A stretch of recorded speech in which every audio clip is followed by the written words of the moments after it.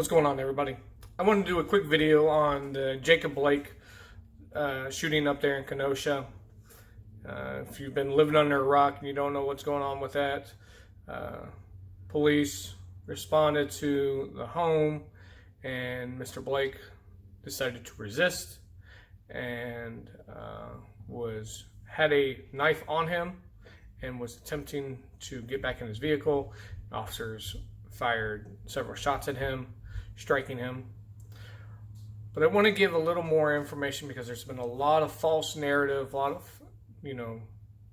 outright lies in regards to this stuff. So first off, it was originally put out that he was breaking up a fight between two females. No, he was not. He was actually at a house of a woman who has a restraining order against him, who he sexually assaulted. And he actually had a warrant out for his arrest in regards to that sexual assault.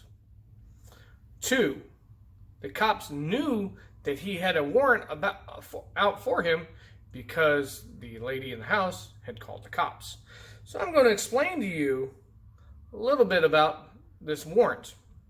Now, this is coming from the New York Post. I will leave a link to the article down below.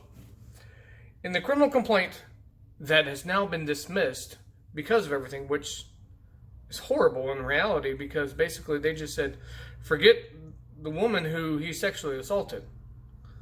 But he showed up to her house around 6 o'clock in the morning, said, I want my shit. And he then sexually assaulted her by penetrating her with his finger, then sniffing it and saying, quote, smells like you've been with other men.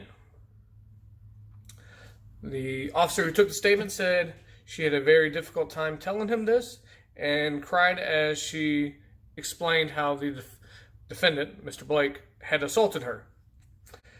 The victim said that penetrating her digitally caused pain and humiliation and was done so without her consent.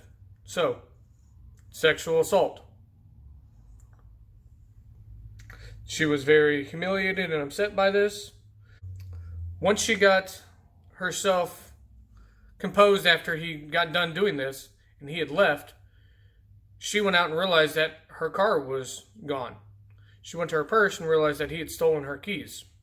Also, she stated that they've known each other for about 8 years, and whenever he drinks heavily, he assaults her. Why would you be around him? But that's neither here nor there. So there's a lot of false narratives going around to try to make Mr. Blake look like the victim here. They've raised $2 million in a GoFundMe for this guy. $2 million for a guy who sexually assaulted a woman, who was trying to break into her house again after he'd already done this.